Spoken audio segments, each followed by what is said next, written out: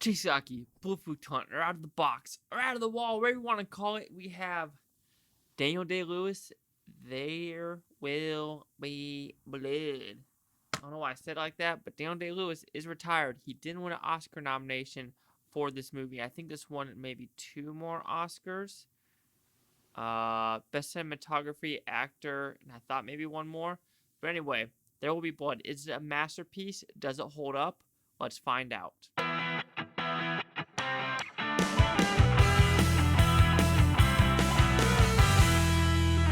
As you can tell from the cover, it is an oil movie about the late 1800s, early 1900s in California. The oil, the gold, the silver, everything happening at that time, and this huge guy who's making buku amount of money in the oil industry. And in the meantime, his son, what happens to his son? What happens to his business? What happens to the people that are trying to help him, backstab him, and all these other companies trying to come and take this land away? So what I like about this movie is very much real. If you don't like real movies that are very slow, that are very methodical, that take its time to get to the point, then you are not going to like this movie. The first dialogue in this movie was 15 minutes in. The first 15 minutes is basically Daniel Day-Lewis looking for gold and silver. That is it. No dialogue. Him by himself. Him in the valley, getting injured, doing stuff by himself. No talking.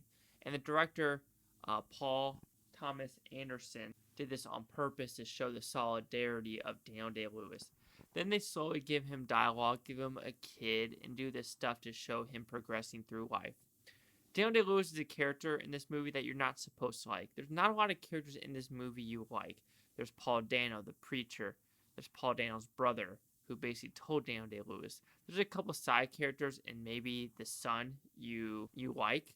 But overall, the main characters you're not really supposed to like because they have ambition or they have something behind their eyes that they're going to screw someone over. And that's this movie. This movie is very much a screw someone over movie.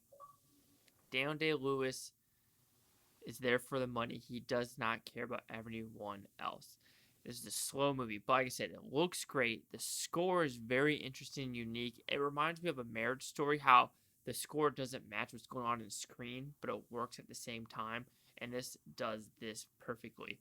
Like I said, the acting's superb. I looked at Daniel Day-Lewis at this year, and he won very much so. Everyone else in that column was like George Clooney with Michael Clayton and everything like that.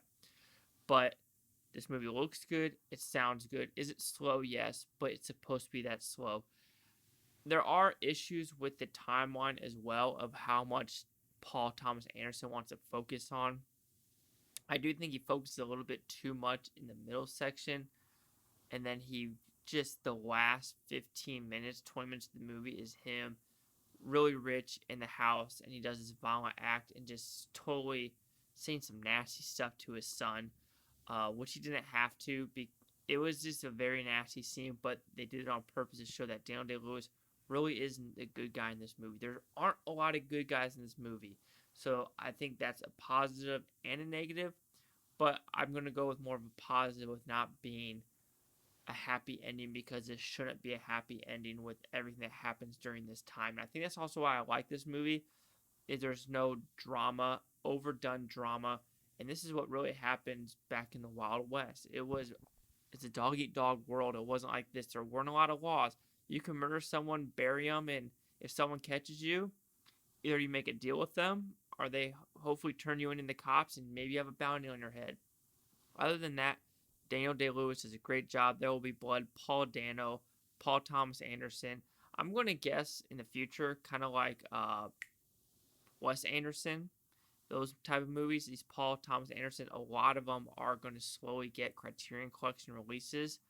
Like I know, like Punch Drunk Love did of his. I probably like Boogie Nights hasn't, nor this one, nor other ones he's done in the past. So I'm kind of shocked yet those haven't reached Criterion. But anyway, There Will Be Blood. It is a simple movie. There's not a lot of dialogue, but it's a simple movie that works. Is it for everyone? No, because it might just be way too slow for people, and I completely understand that. but I think it is a worthy movie to rewatch again, and it did keep me intrigued for the 2.5 hours. So There Will Be Blood will receive a 4 out of 5 with Futons, which equals at 80%. So let's see the critics' news scores gave this one. So the critics, a 91% with 234, and the audience score an 86 with 255, 023, and here's the critic consensus.